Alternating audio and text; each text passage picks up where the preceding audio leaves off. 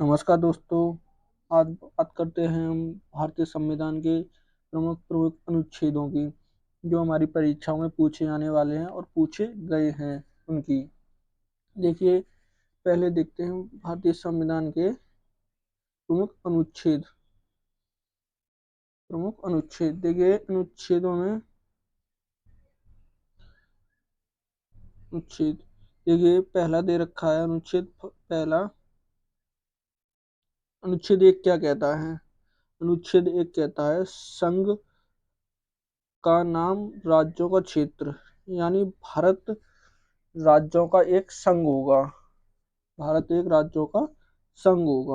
और देखिए अनुच्छेद दो क्या कहता है? अनुच्छेद दो कहता है नए राज्यों का प्रवेश या स्थापना, यानी किसी हम भारत में नए राज्यों को मिला सकते हैं। जैसे सिक्किम को भारत में मिलाया था। जैसे सिक्किम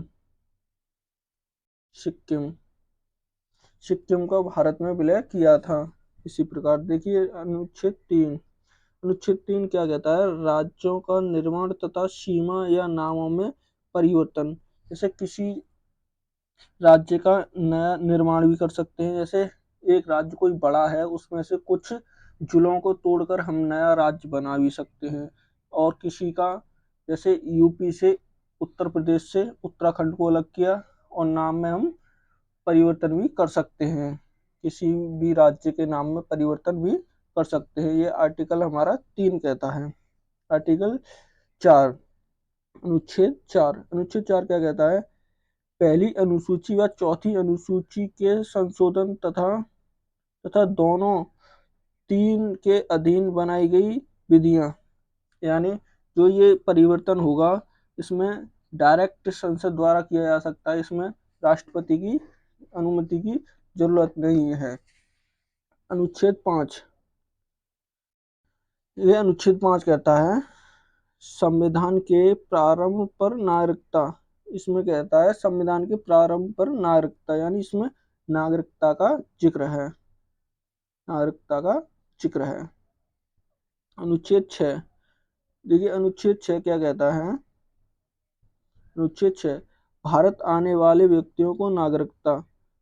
भारत आने वाले व्यक्तियों को नागरिकता, जो भारत आएंगे और यहाँ पर आके जो बस जाते हैं उनको नागरिकता दी जाएगी। अनुच्छेद 7, देखिए अनुच्छेद 7,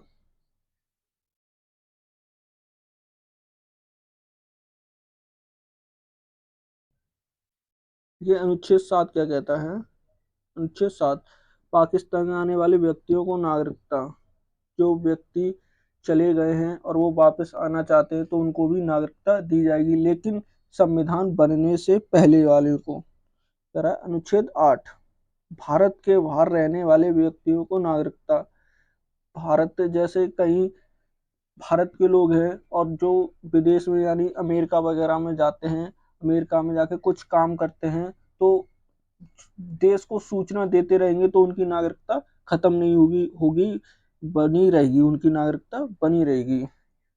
अनुच्छेद 9 कहता है विदेशी राज्यों की नागरिकता लेने पर भारत की नागरिकता समाप्त कर दी जाएगी। देखिए, हमारे यहाँ एकेरी नागरिकता है, अमेरिका में दोहरी नागरिकता है। जैसे हमारे देश की अगर मान लीजिए कोई दूसरे देश की नागरिकता ले लेता है, भारत को छोड़कर किसी दूसरे देश की नागरिकता ले लेता है, तो भारत की नागरिकता उसकी खत्म कर दी जाएगी। जैसे मान लीजिए उसने ली थी, अक्षय कुमार ने कनाडा की नागरिकता ले ली थी, तो भारत की नागरिकता समाप्त कर दी थी, लेकिन अब दोबारा भारत की ले ली है तो कनाडा की समाप्त हो गई है। ये होता है। अनुच्छेद 10 क्या कहता है? नागरिकों के अधिकारों को बना रहना। देखिए, नागरिकों के अधिकारों का बना रहना, मानव के अधिकार जब तक बने रहेंगे जब तक कि वो कोई देश के से विद्रोह का काम ना करे, उसके कोई जैसे पागल या दिवालिया ना हो, उसकी नागरिकता बनी रहेगी। अनुच्छेद 11, अनुच्छेद संसद द्वारा नागरिकों के लिए कानून की विनियम। जैसे संसद किसी भी कानून पर नियम बना सकती है नागरिकों के हित के लिए। अनुच्छेद 12 क्या कहता है? राज्यों की परिभाषा। अनुच्छेद 12 में राज्यों की परिभाषा। अब देखिए, अब अनुच्छेद 13 में क्या है? मूल अधिकारों को असंगत या अल्पीकरण करने वाली विधि। इसमें देखिए, हमें इम्पोर्टेंट याद रखने का शब्द है अल्पीकरण। अल्पीकरण अल्पीकरण क्या होता है? मूल अधिकारों असंगत या अल्पीकरण करने का विधियां। जैसे मान लीजिए असंगत,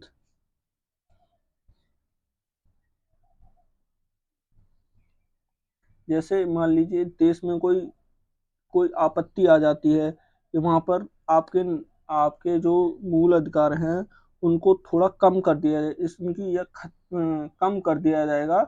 उसके लिए वह अल्पीकरण वह होता है, सीमित कर दिया जाएगा, बहुत सीमित कर दिया जाएगा, कुछ हद तक कम कर दिए जाएंगे, तो वो हमारे अल्पीकरण कहलाता है।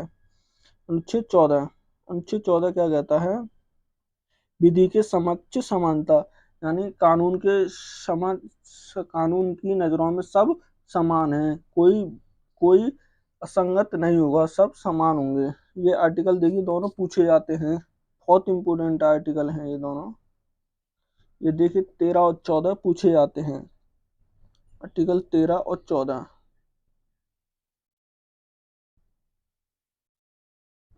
आर्टिकल 13 और 14।